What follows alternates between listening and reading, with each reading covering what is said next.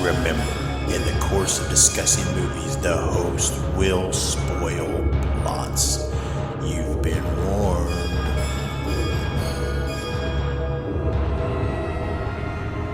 Listen to their screams.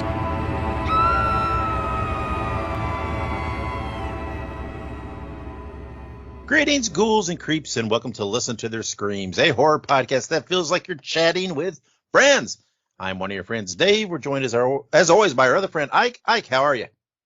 Hey, I'm not doing too shabby. I have a weird craving for rolls, but otherwise I'm doing pretty good. Rolls, huh? Yeah, I went to a restaurant this weekend called what was it called? It's one of those places where they throw rolls at you. Yeah. It's in Foley, Alabama. It was really good. I can't remember what the hell it's called. Shit. Well, anyways, they have really good rolls. Super good. And I want like 20 of them right now. That'd be great. Yeah, okay. Carbo load. There you go. Well, everybody, thank you for joining us. And I apologize if you are now craving rolls as well. That's Ike's fault. That's on him. I'm kind of wanting rolls myself now. But we are this week we are reviewing Here for Blood, which will be out on Screambox on February 9th.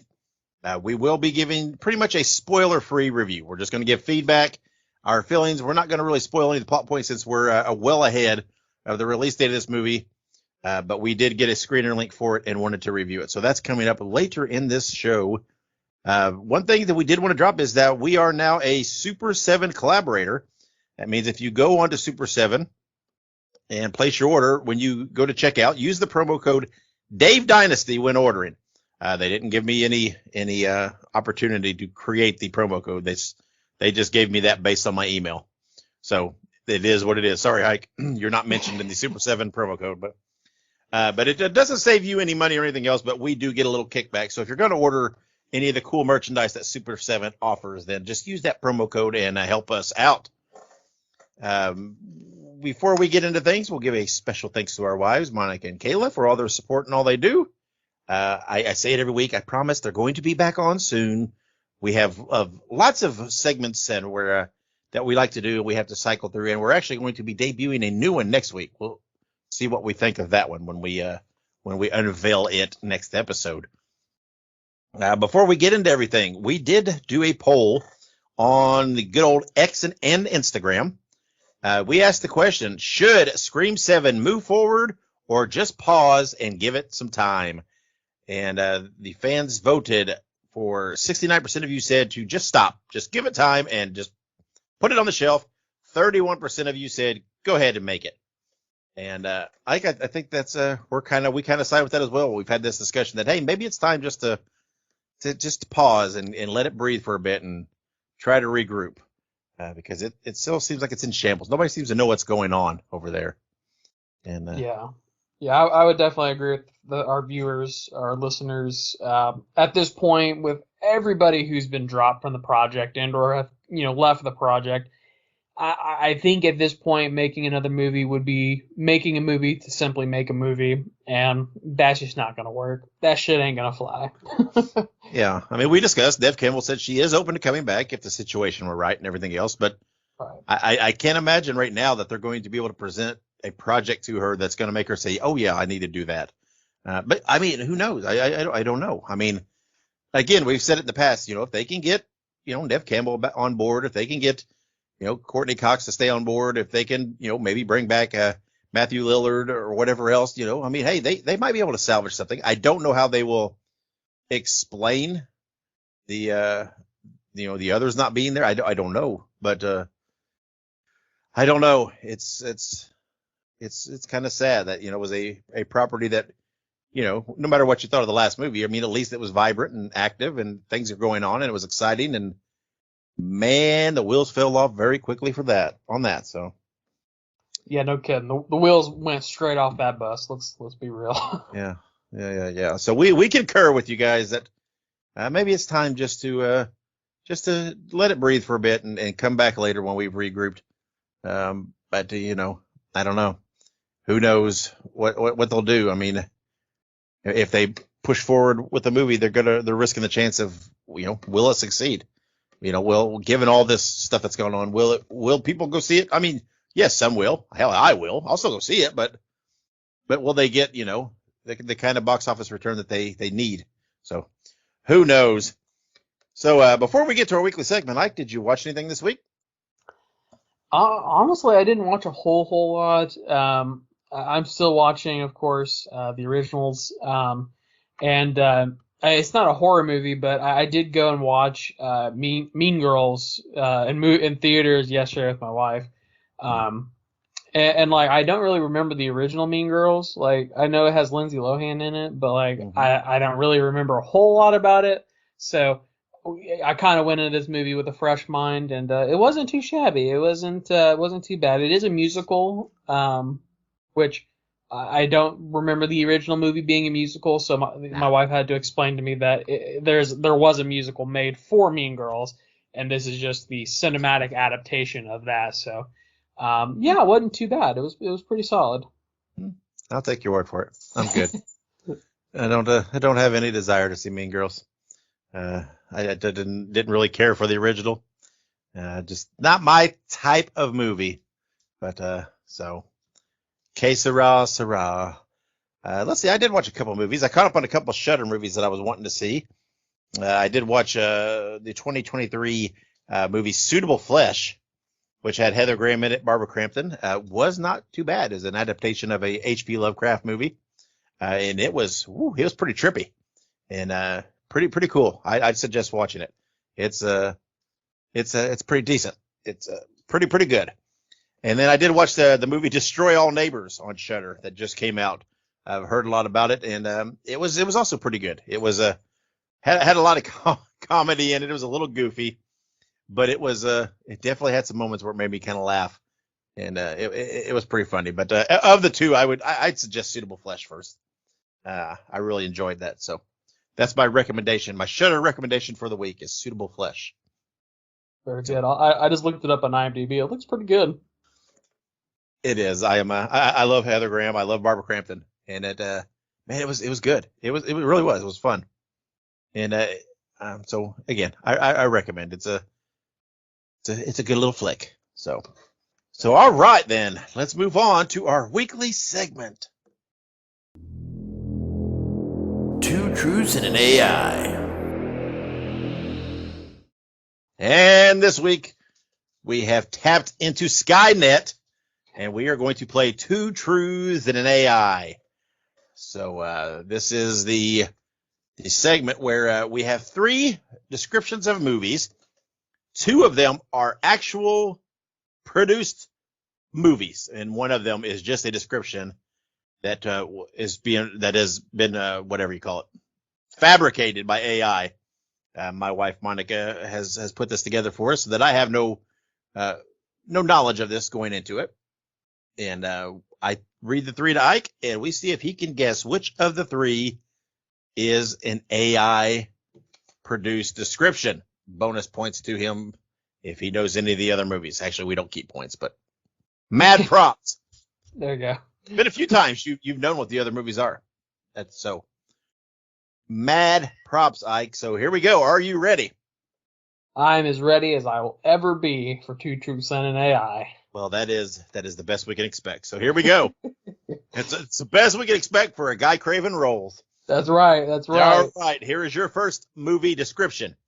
In a haunting dissertation of society's dependency on consumerism, four survivors struggle to figure out a way to move forward in a world of the undead.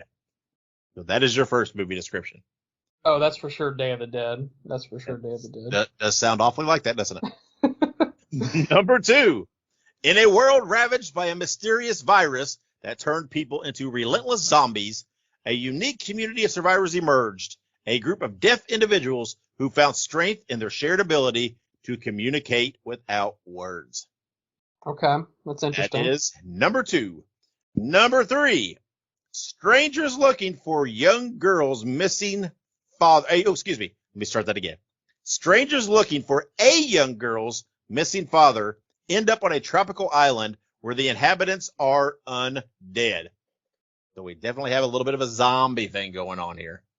Yeah, we have a zombie theme for sure. Okay. So there you go. There's your 3 movie descriptions, Ike. It is now your task to guess which of the 3 is the fake AI produced description. Okay.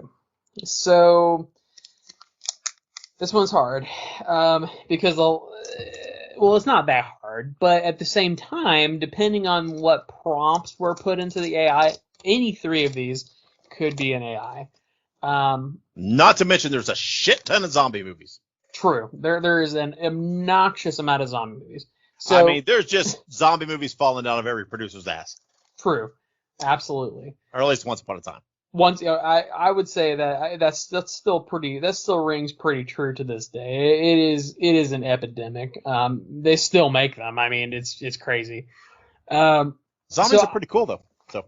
Oh yeah, absolutely. I love zombies. Zombie movies are probably like my second or third favorite horror movie genre, behind like slashers and like maybe demon possession movies. So. Yeah, I especially like it when they find kind of an interesting angle to come into it a little bit. Not your the World War Z thing with it, where they actually weren't like slow and they were actually kind of fast and could run. That was kind of terrorizing. There's actually a whole TikTok thing where like they'll post be like, when you're getting ready for the zombie apocalypse, but you hear, and it'll be like the noise from the zombies from World War Z, and and I'm just like, yeah, if I hear those zombies, I'm checking out. Game over for me, bro. Mm-hmm. Okay. All right. So do you have any guess? I think I do. And here's my logic. The second one mentions deaf people, which it's either too specific to be AI or it is too specific because it is AI. That clears it up completely, Ike. Right. That's what I'm saying. So the first one, I know for sure the first one, it has to either be Dawn of the Dead or Day of the Dead. I'm pretty sure it's Dawn of the Dead because it says 4 people. Because, I mean, it doesn't say where they're escaping from, so I'm like pretty positive that the first one's Dawn of the Dead because it said 4 people. And there's 4 people in that. Well, it's always good to be pretty when you're positive. That is true. Pretty and positive. I do not know what the second movie is, and I think the third movie could be Zombie Island or any number of those like tropical zombie movies that they've made. So, I'm like kind of like in between on the 2 and 3. My gut is telling me 3 but at the same time it's like it's torn. So. Okay, I'm going to go with number 3. I'm going to say the third one is the AI. Okay, here we go then. Number 1, once again, in a haunting dissertation of society's dependency on consumerism, 4 survivors struggle to figure out a way to move forward in a world of the undead. That is Dawn of the Dead from 1978. You are correct. Okay, I figured. Very good. That was pretty easy. That was pretty easy to eliminate. All right, number 2. In a world ravaged by a mysterious virus that turned people into relentless zombies, a unique community of survivors emerged, a group of deaf individuals who found strength in their shared ability to communicate without words. That is the AI generated, with parameters of deaf people and zombies. Way to go, Monica. Way to throw in the deaf people in there. Yeah, I was going to say, the deaf people threw me off for sure. Number 3, strangers looking for a young girl's missing father end up on a tropical island where the inhabitants are undead. That movie is simply called Zombies from 1979. Okay, I have seen that movie. It's been a long time, but I have seen it. There you go. Ike, not starting 2024 off with a bang. I know. I did pretty good last year, but... You did. See, why people threw me off. why can't you have that rotten luck when we do Stump the Co-Host? It's like you use up all your luck and Stump the Co-Host and kick my ass. Apparently. I need the AI in my corner. All right. Well, I got beat by the AI this time. It won't happen again, Skynet. I promise. Next thing you know, the Terminator's coming to save Sarah Connor. Yes, it's John Connor, right? Which one? John Connor. Yep. Yeah, John Connor. Well, Sarah Connor in the first one, John Connor in the second one, and then John Connor's wife in the third one. God damn, he's just saving the whole Connor family, isn't he? Apparently. All right. You know what? I haven't watched any of those Terminator films in a while. I love them. I need to do a rewatch. There we go. So, all right. Well, let's take a quick pause so that I can go and reach out to Skynet for a little future Stump the Co-Host help. And when we come back, we will have news, birthdays, anniversaries, so you just stick around. Make sure you subscribe to listen to their screams on your favorite podcast platform. Also, make sure you look us up on social media. We're on Facebook, Twitter, Instagram, Letterboxd, TikTok, and Slasher. All you have to do is look up Listen to Screams. That is Listen, the number 2 in Screams, and you can find us there. Also, make sure you go and buy yourself a Listen to Their Screams t-shirt. You can find all of our shirts at tinyurl.com Screams Shirts.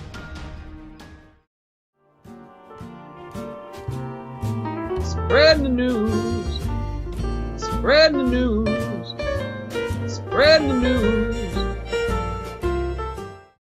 And we are back with the news. All right. If anybody cares, Skynet told me no. Skynet told him no. That doesn't surprise me. Skynet's not very nice. They said I have to win by my own merits, and I said, well, I don't have merits, and they said, ha ha. All right. So this is why they will win. That is why they will win.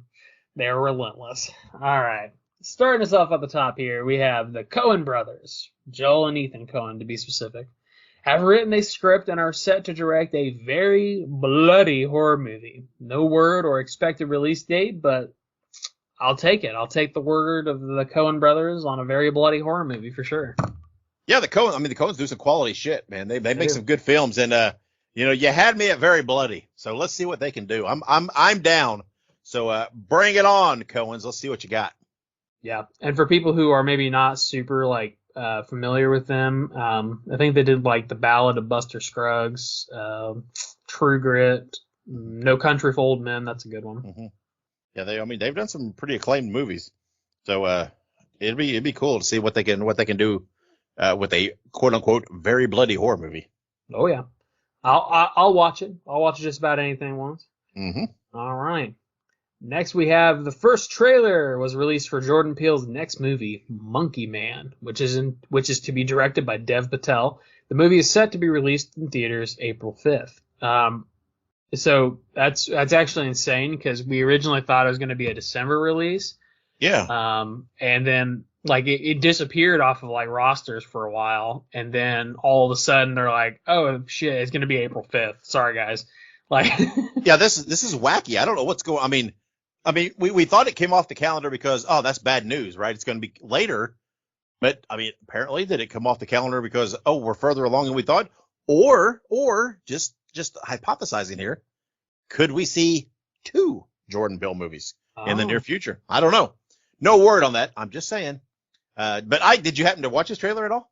I didn't. I did see that it got released. Watch it. Dude, it is fucking great. It looks great. I love it. I am excited about this movie. It looks super good. And man, it looks good. I'm down. He is down. Well, see, I love Jordan Peele, and anything he makes, ultimately I'm gonna watch. But also I love Dev Patel. Yeah. I love, he was in Slumdog Millionaire, which, is obviously I don't think he directed that movie specifically. But, he was in that movie. He was also in, I think it was the movie about David Copperfield, which was kind of interesting. And Chappie. I love Chappie. That's one of my favorite movies of all time. It's about a robot. It's great. Mm-hmm. Anyway, sorry. Enough about Dev Patel. He's great. Yeah. Partnering these two together, man, that's, like I said, it's promising from the trailer, but we'll see what happens. Good shit. But all right. I'll watch that trailer so that way maybe I can comment better on it next week. But next we have Wolfpack, the werewolf horror series on Paramount Plus starring Sarah Michelle Gellar has been canceled after only 1 season. I have not watched this yet. Yeah, me neither. But I'm going to assume that it was canceled for a reason. Yeah, maybe. I don't know. Like I said, I've not seen any of it. It was kind of one of those things that I always had kind of sitting there and thought, maybe I'll give that a shot. Because I love Sarah Michelle Gellar. And I was pretty excited to see her back involved in something horror related, but never got around to it. And maybe I won't bother now. But it is sad. I feel for those that that enjoy, if they did enjoy the show and liked it. And I don't know. There's still all these rumblings about some sort of reboot, revival, whatever it may be, of Buffy the Vampire Slayer. And what's really weird is did you know the production company that helped produce the original Buffy series is Dolly Parton's production company? Really? It is so weird. I wasn't aware of this, and then I saw a headline that says Dolly Parton says Buffy the Vampire Slayer revival is still up, or still a possibility. I'm like, is there another Dolly Parton? I'm like, what does that mean? And no, her production company that she's had for a while had a hand. I mean, I'm sure she's probably just an investor in name only. I'm not saying she was out there with a direct hand in it, but still. If she's backing and help doing it. But anyway, she says that talks are still active to do something with with that property. So that's exciting because, man, I love Buffy. Everyone collectively was like, what the fuck does Dolly Parton have to do with Sabrina? But with freaking Buffy the Vampire Slayer, because you said that, I'm like, what? I don't know. I love Dolly Parton, man. She's one of the best human beings that I've ever seen in my life. She's great. She is spectacular. So you know what? Sure. She's involved in the production company for Buffy. That makes sense. Whatever. I love Dolly Parton too. I think she's both hilarious but also very wholesome. And I know that she probably has nothing to do with it, but she makes a mean banana cake mix. There's a Dolly Parton banana cake mix, and it is fucking good. Well, I mean, I'm sure those are modeled after cakes that she likes and makes and whatever. So whatever, but. I don't know. I like Dolly. I do too. I enjoy her music. I enjoy her personality. She's funny. She's just a good quality human being. But and if if she helped in any way bring the world Buffy the Vampire Slayer, I love her even more. That's right.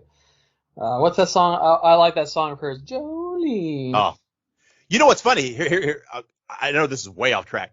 She also wrote "I Will Always Love You," right? I did know that. Which obviously became a bigger hit for Whitney Houston. Do you know she wrote Jolene and I Will Always Love You in the same day? Really? I did not know that. Dude, that's talent. That's a good day. Dolly Parton just sat down one day and decided to write two of the biggest bangers of her career.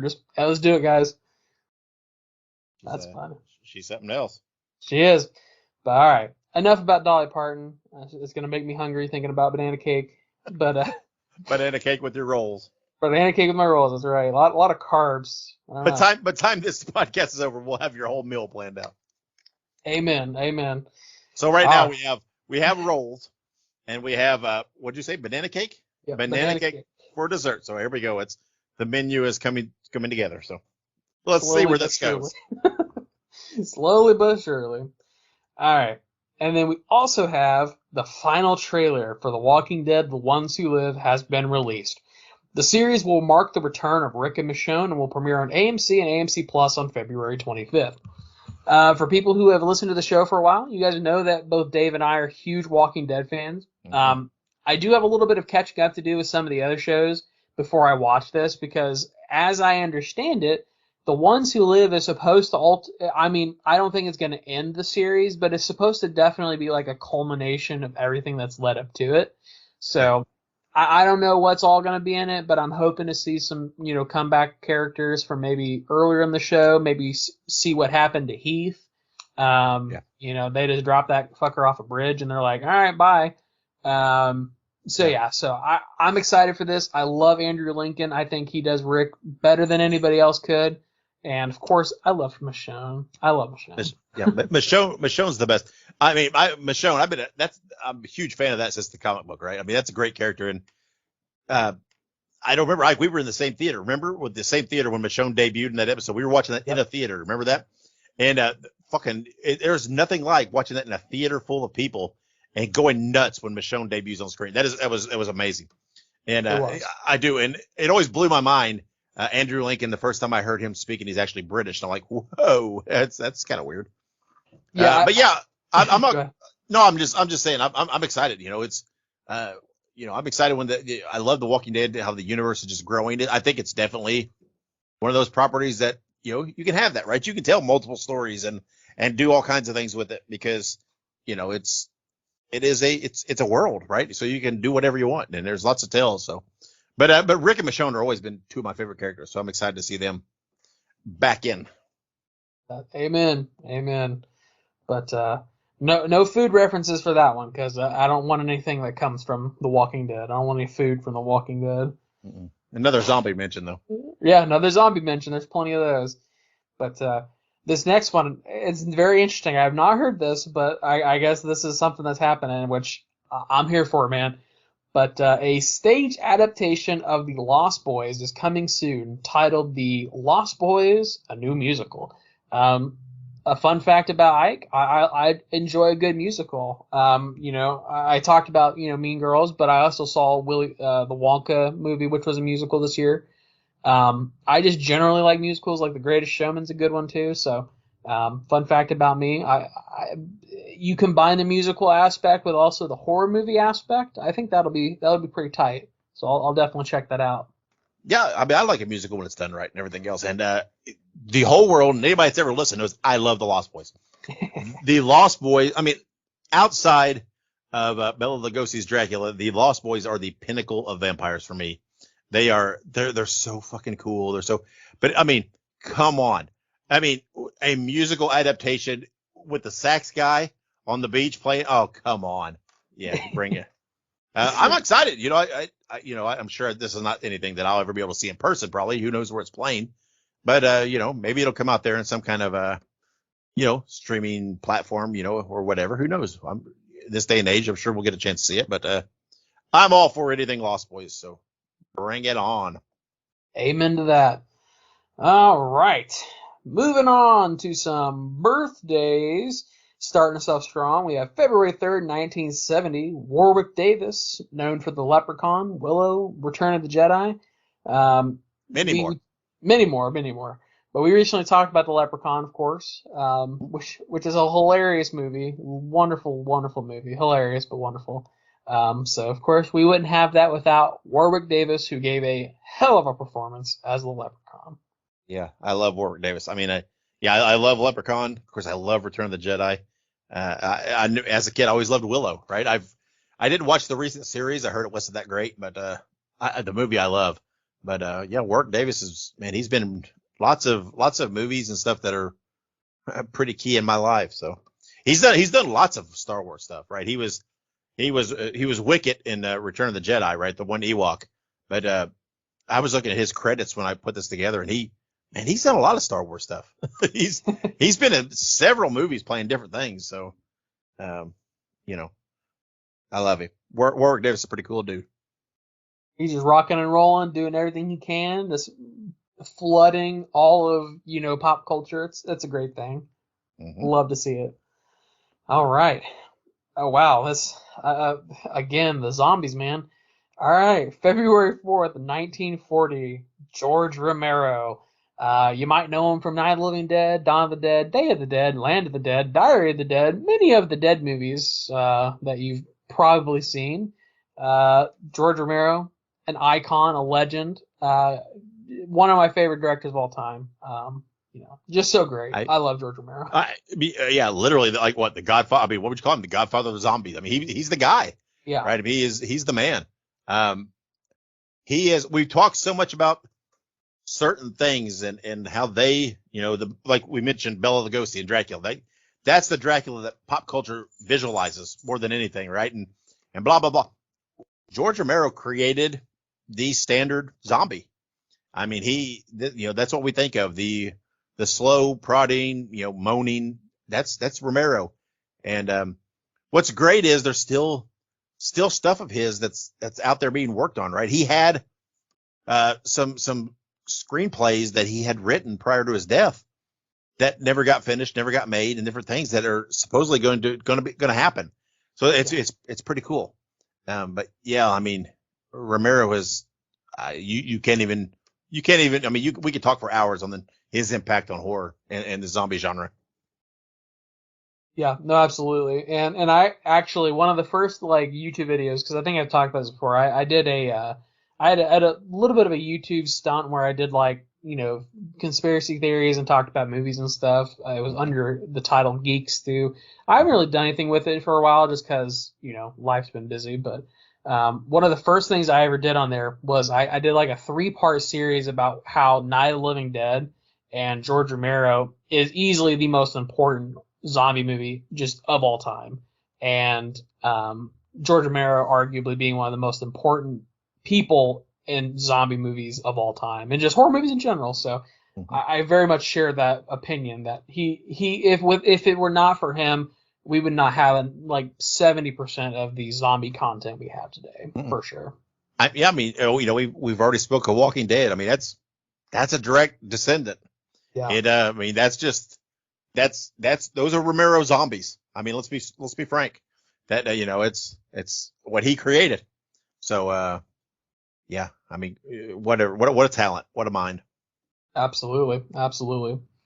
All right. Moving on to some upcoming movie anniversaries. Starting again, very strong. February 3rd, 2023, Knock at the Cabin. Knock at the Cabin, of course, was in our list of favorite movies from last year. So, such a good movie. Love Dave Bautista and that. I mean, just so good. Such a good movie. It's underrated, really. I don't think enough people talk about it. Yeah, I mean, I would agree. Like I said, we just discussed it a little bit in our 2023 review episode, but we also did a full review of it if people want to go back in the archives and listen to that. But it's one of those movies that, like I said, we talk about how strong 2023 came out, and February 3rd. I mean, one of the a top 5 movie for us of the year came out, and it's one of those movies that it's been so long. I mean, I know it's only been a year, but you know what I mean. It's been a while now, and it kind of slips your mind with everything, all the new stuff coming out. It's like, hey, I really ought to do a rewatch of that. So, yeah, absolutely. But very good. And then moving on up to the next day, February 4th, a mere 40 years prior, Videodrome. So I have not seen Videodrome, but put it on the list. Here we go. This is put it on. Videodrome will blow your mind. It is a trippy ass freaky movie. Dude. Oh, I'm telling you, you gotta, it's 83, right? Take that into account for what it is, but the concept is spectacular. I love Videodrome. Put it on the list, Ike. Put it on the list. I got it on the list, but I was gonna say I do know of this movie. I know it's written and directed by David Cronenberg, which he's kind of crazy in of himself. So great movie. Love that. So it's on the list. I'll have to check it out. Need to start watching some of these movies before this list gets too long. More on that to come later in the episode. Yeah. Very true. There you go. But, all right. Last one for our upcoming movie anniversaries. February 4th, 2000, we have Scream 3. So, of course, this is not our favorite Scream movie, but it is a good Scream movie nonetheless. You can't beat a good old slasher, and if it has Neve Campbell, Courtney Cox, and David Arquette, then I'm going to watch it. So, very much a good movie. Only released a mere 24 years ago, so that's crazy. Yeah. Oh, and better days for the Scream franchise. We just talked about all the turmoil now, and it's along for the days of Scream 3. But no, it's a fun movie. Like we said, we've discussed the Scream franchise in the past. There's not a movie that I really hate in the franchise, right? It's just varying degrees of enjoyment. But yeah, it's it's not as good as 1 or 2 and whatever else, but it's still pretty solid. Yeah, like you said, it's not nearly as strong as a candidate for best Scream movie as any of the other ones, but certainly not a bad movie. All right. So, last but not least, or maybe least, an upcoming release from Shudder, we have Dario Argento, Panico, coming to Shudder on February 2nd, and it is a documentary about the Italian filmmaker. Now, we've talked a little bit about Dario Argento before, and one of the things that he is known for is his pioneering of the giallo genre, which is sort of like a crime thriller type slasher-esque genre, yellow, stuff like that. I do not hate Dario Argento. His movies are just not for me. I've tried to watch some of them, And maybe I'm just not watching the right ones, but I digress. Yeah, me too. It's not that I hate them, and I can see why they're appreciated. It's just it's not my style of horror that really hooks me, right? I mean, I can appreciate it, and I can see why people do enjoy it, but it's like, that's not what I look for. But I do appreciate his artistic eye. I do appreciate his filmmaking. I did read a little bit about this documentary. It's pretty cool because Dario is actually took part in it, right? So he's in it a lot. So that it's always good when you do a documentary and you have that person actually take part in it and everything else. Again, I know lots of people like it, and I hope people will go out and watch it. I'm not so sure that to be frank, that a Dario Argento documentary is something that's high on my list to watch. But no one, despite that, no one can underestimate his impact on horror. And if anybody wants to learn more about him, maybe you haven't really tried his movies, right? Maybe you're not really that familiar with the style or what he does. This would probably be a good place to start, right? Watch the documentary, and then it'll give you a sense, I'm sure, of what it's all about. So. Yep, absolutely. But yeah, so maybe I'll check that out. Maybe I won't. Well, I guess we'll see. But I think that pretty much does it. I think that covers all of our anniversaries, birthdays, news, and upcoming releases. So this is the part where I, unsolicitedly tell you that you need to subscribe to all of our social media platforms. It's completely unsolicited, but you're going to do it anyway. So go ahead and do that. Make sure you are keeping up with us with all of our up-to-date releases, and of course, all the news that we post about, throughout the week. So when we come back after our brief break, we are going to give you our spoiler-free review of Here for Blood. Stick around. Listen to Their Screams is now a Fangoria collaborator. Get 20% off your order at shop.fangoria.com by using the promo code LISTEN2SCREAMS at checkout. That is listen, the number 2, and screams. Or you can click the link in the show notes. All right, and we are back here on Listen to Their Screams. We are now going to talk about Here for Blood, and we give the warnings all throughout about spoiler, but we're not going to spoil anything on this movie because this movie has not officially been released yet. It is coming out February 9th to Screambox. The movie was written by James Roberts, directed by Daniel Torres, starring Sean Roberts, Maya Missile. Oh God, I'm going to butcher this name. Misilejevic and Joel Farrow. And again, February 9th on Screambox. I didn't put the premise here, but the premise is this guy, right? The guy, Tom O'Bannon, is a professional wrestler. His girlfriend, which is played by Joelle Farrow, is a college student who is also a babysitter. She is supposed to babysit this girl, but she also has exams coming up, so it's very hectic, very busy. She persuades her boyfriend, Tom, to take the babysitting gig on her behalf, watch the girl, and then, of course, chaos ensues on that night. All I can say, man, here's my thing, man. I don't know. I'm telling you what. I don't know your feeling. I fucking love this movie. This movie was so damn fun. I like goofy, cheesy slasher type films, and this movie just was right there for me. If you sprinkle in a little pinch of professional wrestling, damn, you're just put icing on that cake for me. And we put this on social media, but I'm going to reiterate it here. The world needs more Tom O'Bannon. Tom O'Bannon was such a great character because he was your meathead professional wrestler, kind of alpha male type guy, but he did have this concerned soft side, right? He did care about, he loved his girlfriend. He cared about the little girl he was watching. But every obstacle in this movie, Tom O'Bannon was like, okay, I'm going to go fight this. I'm going to take care of this, and then we're going to do. It was so linear and matter of fact about stuff. I loved it, and everything else. And Sean Roberts did a great job. His character was so fun. Again, I will say the movie. The movie there was no big surprises, right? I kind of saw what was happening a little bit with it. I kind of knew maybe what was going on, but it did add a little level, a little dimension to it. But that doesn't mean it was not enjoyable and it was not fun. If you like gore, this movie's got it. There's a shit ton of blood in this thing, and I'm all about that. And again, it opened up with a wrestling match that was fun. I just thought, I thought the movie was just a great little watch. It wasn't too long. It was fun. It was enjoyable.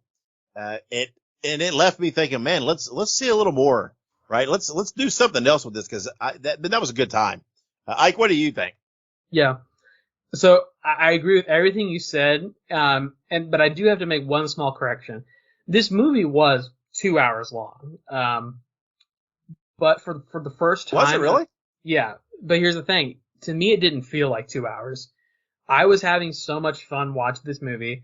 I was laughing at everything that was happening. I had no idea. I Right. literally thought this movie was like an hour and a half because I didn't pay attention to the time. It did not feel like 2 hours to me.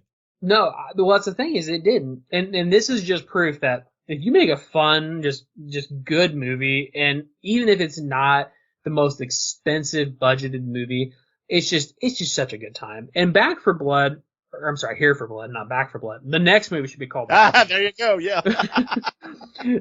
Hey man, this shit just writes itself. Woo! There we are. But like, look, Sean Roberts, and like, here's the thing, because he, like I mentioned it last week, but he played Albert Wesker in the Resident Evil franchise movies with Mila Jovovich, and in my opinion, he did a great job. The guy who plays Albert Wesker in the newest one, he's great too. But oh man, I just think that maybe I'm just a fanboy, but like Sean Roberts is great. He was so good in this movie. I did not know he was that jacked. Like this dude is just beefed. I mean, and it's hilarious because the general premise, of course, is that the house is being attacked by people. And like, I don't know, like to me, if I was one of the people who were attacking the house, I would see this guy and I'd just be like, look, this is not worth it. Clearly this guy is just going to absolutely just, he's just going to fuck me up. And I mean, that's exactly what happens. And it's just such a fun time. Very gory. It had some very interesting practical effects. Now, there were a couple times where, like, and this is not a spoiler, but heads would be removed. And yeah, there were plenty of beheadings in the movie. There were.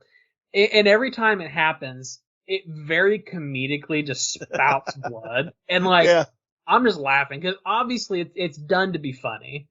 Like, it's done to be humorous. Clearly, it's done to be humorous. And, like, there's one scene in particular where, like, it is just splattering this poor girl with blood. And she is just screaming bloody murder. And Tom O'Bannon, Sean Roberts' character, is just like, well, shit. Like, he's just standing there just like, oh, man. And it's just so funny because Sean Roberts plays it so, like, matter-of-factly. And, like, he definitely seems like a wrestler who's no-selling the entire time. And it's just so funny. And he does such a good job. And I would love to see him in more stuff. I would love to see another movie off of this story. Oh, like, me I too. think, yeah. I think it would work.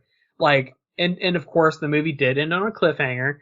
And the only thing I can say is, feed me.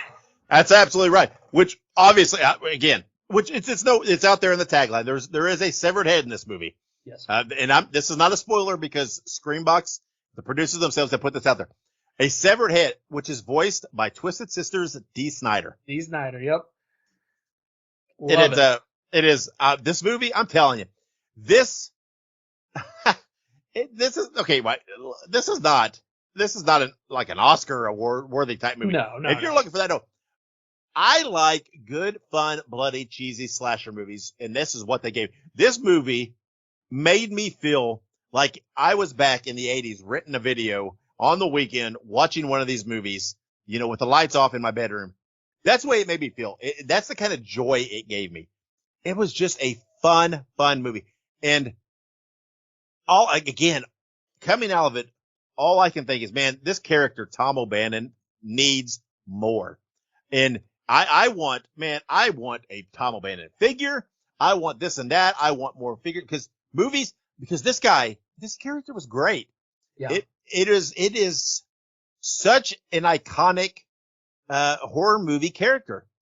And it was just everything about him, right? The humor was great in this, but it wasn't so shoved in your face to try to get a laugh. It was just natural.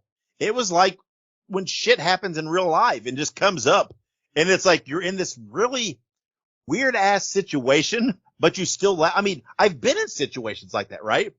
Where there's situations where you should like be crying, but there's something that just catches you the right way and you laugh at like what seems like the most inopportune time and you can't help it.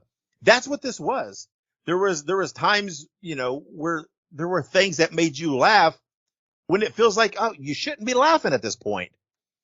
And everybody was great, man. The little girl she was great too. She was spectacular.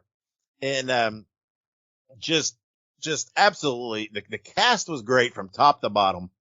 The effects were good enough, but where they had their shortcomings, it was, and it wasn't like it was bad, but it was just where there was a little bit, it was almost like that's okay because it's kind of a throwback, and it made you, I don't know how to describe it. It made you cherish the movie a little bit or whatever I'm trying to say. It made it, it felt like just a good slasher movie, right? And it was just fun. I cannot express how much I enjoyed this movie. We reviewed a few movies so far this year. We've said nothing's really caught us.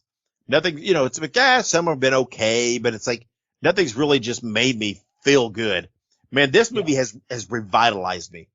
And one of the things we discussed both in our 2023 review and our 2024 preview were Shudder and Screambox in the streaming services, and how, man, they have put out so much good stuff, and here they are again, right? Yeah. They have totally given me more, revitalized my hope for 2024, made me remember that, hey, you know what, man, you don't have to go to a theater to see something that's really, really fun and good.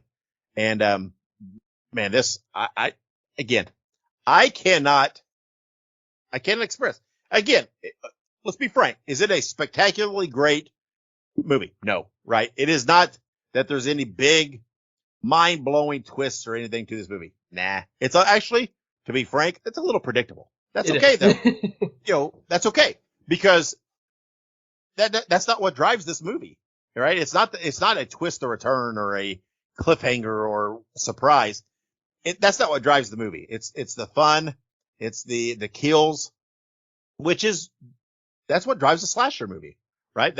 And I don't know. They hit on home runs. So again, I'm not saying this is anything groundbreaking. I'm not saying this is anything genre changing. But this is a solid entry into the slasher field. Yeah. That was so much fun. Just bravo to everybody. Yeah. The one thing I want to add to this is that, and this is also not just your typical slasher. It does take the atypical approach of having a male lead in a slasher, especially as like the protagonist. Typically, that's not the case. And typically, the term final girl exists for a reason.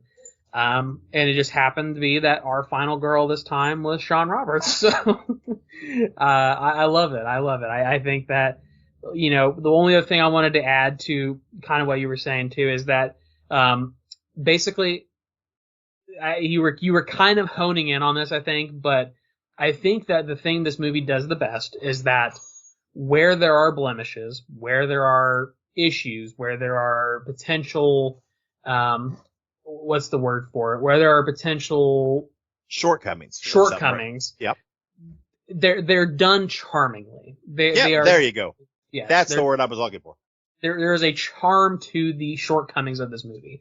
There's nothing in this movie that made me go, what the fuck am I watching? Yeah. For instance, like we were talking a little bit, no spoiler again, the overabundance of blood when somebody got decapitated. Some people might see that as a shortcoming, that it's cheesy, it's low cost, practical effects. I think it is very charming. I think it is hilarious. And I think that it gives it that feel that, like, whoever made this movie, not only did they have fun making it, but they put a little love into it. You know what I mean? And like I would genuinely love to see like behind the scenes of this movie, like some commentary. I feel like that'd be really neat too. But I know that a lot of these streaming movies don't get that. That's a very antiquated thing from like the DVD age.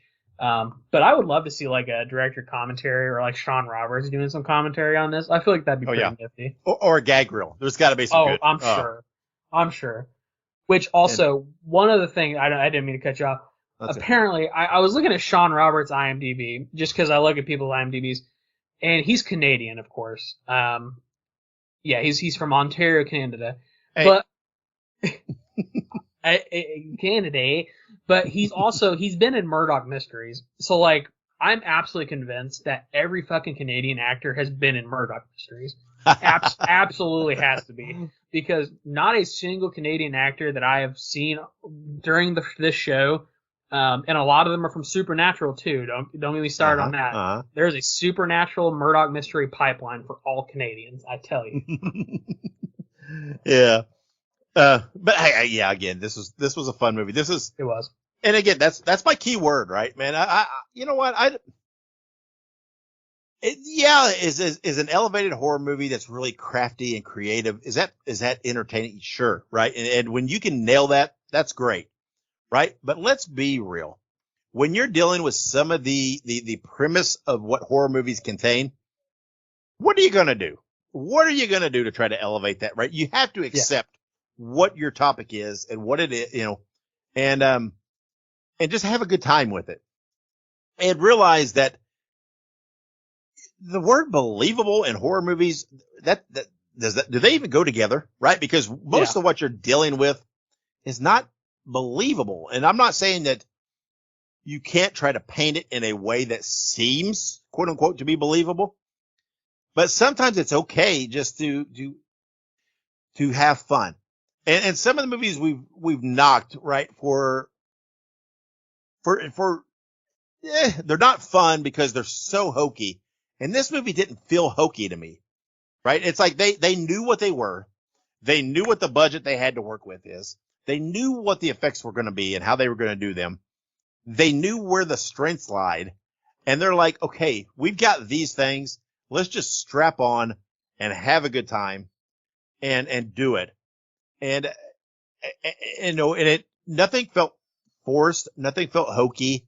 Nothing felt like it was shoved down your throat trying to make you believe. Again, I was completely surprised when you told me it was 2 hours. I had no idea because it did not feel that way. And this is completely a movie when it was done. When I got done, I thought, man, I will going to rewatch this again at some point. There's no doubt about it. It was a movie that when it was done, I thought, I want another movie. I want to see where these characters go. Because I was already speculating in my mind, what's going to happen to this character, right? What's going to happen to that one? What are they going to do after that? I was already thinking about that, which makes me, feel that, hey, I want more. And I do. I hope they dive back into this at some point. And but man, it was such a good time. And again, it's been coming out of a couple. And again, I'm not trying to knock anybody, but coming out of a few kind of ho hum movies that really didn't floor me like I had hoped. This was something that I really needed, man. I really needed something just to. This is what I call a popcorn movie, right? This is the movie you would just sit back, you turn off the lights with a big bucket of popcorn, and you just have fun watching the movie. And again, if you're into slashers and that kind of thing, this is right up your alley, and I can't recommend it enough. Just bravo, and I'm absolutely now in love with the character Tom O'Bannon. I feel like the world needs more in some capacity. And what's great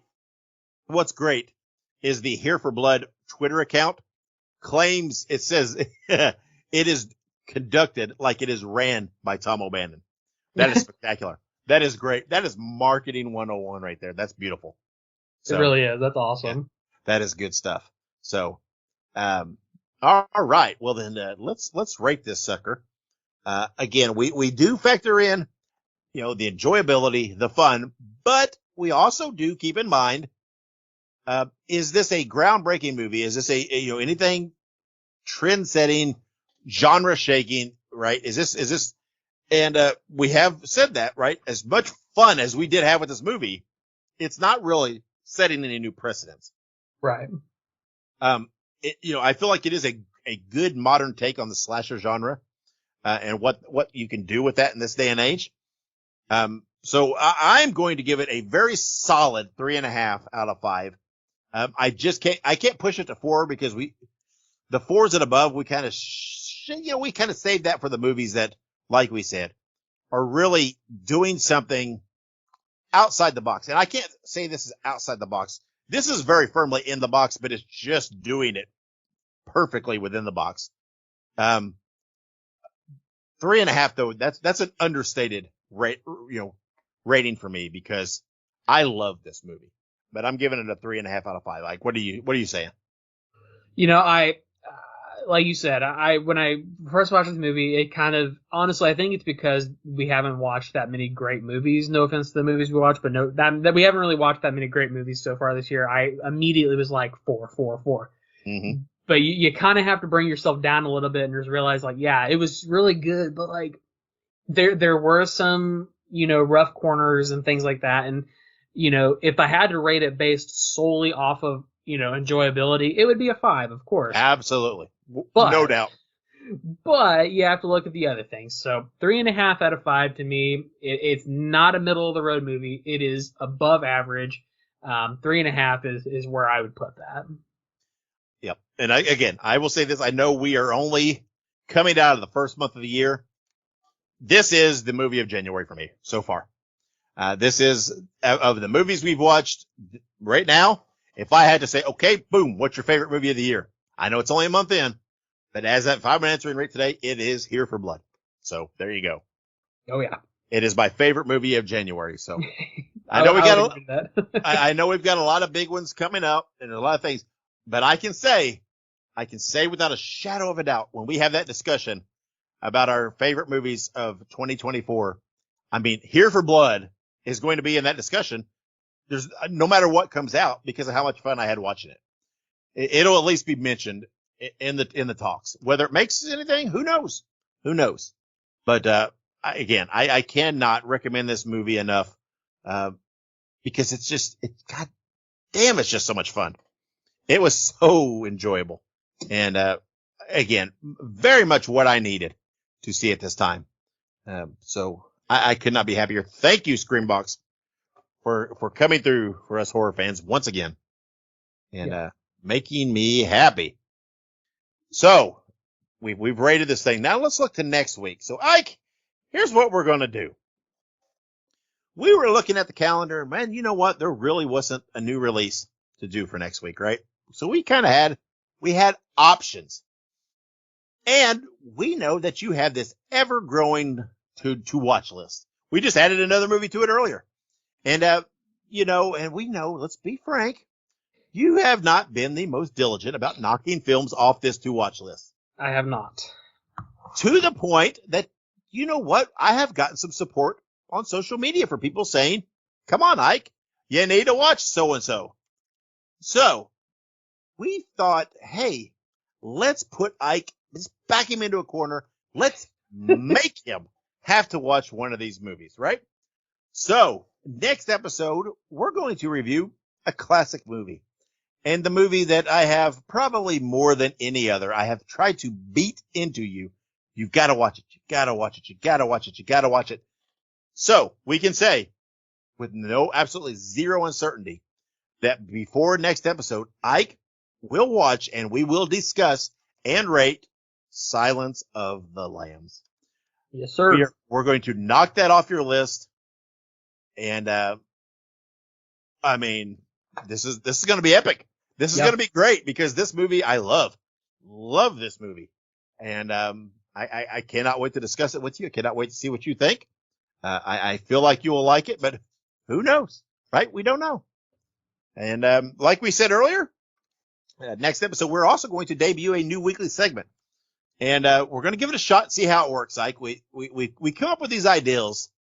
And, so far we've been kind of lucky because when we put them in practice, they've gone well. They've worked for us. So we're going to come up. We've got a new segment that we've come up with that's going to be called what we say it's going to be called? Generational Gap. Yeah, something Generation like that. Gap. Yes, there we go. Generation Gap. And Ike, you were born in 1995, correct? I sure was. All right, so that's going to be bam. That's going to be the Mason-Dixon line right there. That's going to be the equator. That's going to be center point for us. And what this is going to be, since I'm considerably older than you, and my tendencies tend to lie in more classic horror, my favorite movies, or some more classics. And a lot of the movies that you really toot the horn of and that you really praise, some of the movies you've really thrown out there during your horror hot takes have been newer movies, right? Newer horror movies. So what we thought is, hey, let's do something with this. So we're using the dividing line of 1995, which is the birth of Ike. And I am going to come up with a movie pre-1995 that I like. Not necessarily, just a movie pre-1995. And then I will tell you what it is. And your challenge will be to come up with a counter movie post-1995 that you feel is very similar to that movie, but is better. And in the future, we'll also use this as a tool to discuss remakes, right? Yeah. Because there's plenty of movies pre-1995 that have been remade post-1995. It's no question, right? Just in our natural discussions, we've seen that, hey, a lot of those remakes you really like. Well, I tend, the majority of the time, not necessarily all, but I tend to like the originals. So we'll use that as a discussion, right, as well. I'll discuss I'll discuss the original versus the remake. I'm not saying that, that necessarily you'll love the remake more than the original or vice versa for me, but we'll have a discussion. Right. But as a general rule, you're going to give me a counter movie to whatever I bring up pre-1995, a movie that is similar in vein, topic, but that you feel is better. So are you feeling up to that challenge? I think I am. All right. Well, then we will debut that segment next episode. We'll see how it goes. Hopefully it goes well. I feel like it'll at least spawn an interesting discussion. So a good compare and contrast. So, and that's what it's all about, right? It's all about the discussion. And you know what? No one's insulting anybody's opinions or tastes here, but it's just a discussion. So we'll see how it goes. But anyway, so man, we're doing a lot here next episode. We're debuting the new segment. We're finally going to hear Ike's reaction to Silence of the Lambs. This is a historic moment in the podcast right here. I mean, this is intimidating. I'm going to have a new flag to wave after this because you'll have seen this one. So I'll have to see what the next movie that I really plugged is. But there's plenty on your list. We'll get to more. So, I was going to say, I have plenty on there. No worries. That's right. So that is what's coming next episode. So that's coming next week. But until then, Ike, anything you want to throw in before we close this one out? Feed me. Feed me rolls. That's what I got to say. We didn't finish your meal, did we? Oh, we didn't finish my meal. Well, what did they eat in Back for Blood? They ate pizza, so there you go. Pizza, rolls. Pizza. There was pizza. And again, it's Here for Blood, not Back for Blood. You keep trying to pitch that sequel before it's even time. Well, I'm like, and there actually might be like a game called Back for Blood. Actually, maybe. I'm pretty sure there is. So there you go. There's pizza. That's kind of the all-encompassing meal, right? You don't really need sides with pizza. So Ike's meal is some reason he's having rolls with his pizza. But hell yeah. Good Lord, it's a lot of carbs. Ike's having rolls with his pizza and banana cake for dessert, courtesy of Dolly Parton. Actually, you know what? Weirdly enough, there is a video game called Back for Blood, and guess who voices a character in it? Who? Barbara Crampton. There you go. Love me some Barbara Crampton. You were just talking about a movie you watched with Barbara Crampton in it. Mm-hmm. Suitable Flesh. Suitable Flesh. So there's a crossover there. Apparently, I have Back for Blood on the brain, so it is a video game, and Barbara Crampton voices somebody in it. Weird, small world, isn't it? There you go. Wow. So anyway, I have to say, I'm glad you're not really having the rolls, the pizza, and the cake, because with that many carbs, you probably wouldn't wake up in time to record the next episode. No, I'd be asleep for sure. That's coma-inducing carb load there. True. That's like Michael Scott carb loading prior to the marathon, eating the fettuccine or whatever it was. So yeah, I think it was fettuccine, or when he eats the freaking pot pie for lunch and just falls asleep for 4 hours. Good stuff. Good stuff. All right. Well, there you go. So until next week, when again, we're debuting a new segment called Generation Gap, and we're going to finally be reviewing Silence of the Lambs. Ike will get to check that off his list. But until then, make sure you follow us on social media. Make sure you subscribe to us on your favorite podcast platform. Thank you for your listenership. Thank you for your support. And until next week, hey, first of all, we need more Tom O'Bannon. So there's that. But until then, wherever you go, whatever you do, be good, be safe, and always have many pleasant nightmares.